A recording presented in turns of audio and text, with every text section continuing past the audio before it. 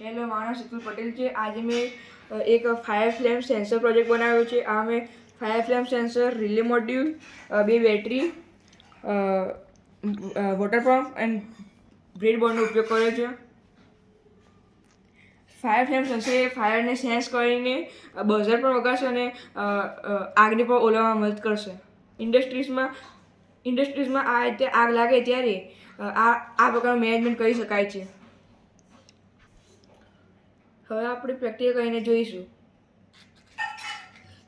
જ્યારે આગ લાગશે ત્યારે આપ જોવો છો બઝર પણ વાગે છે અને આગ પણ ઓલવાઈ જાય છે.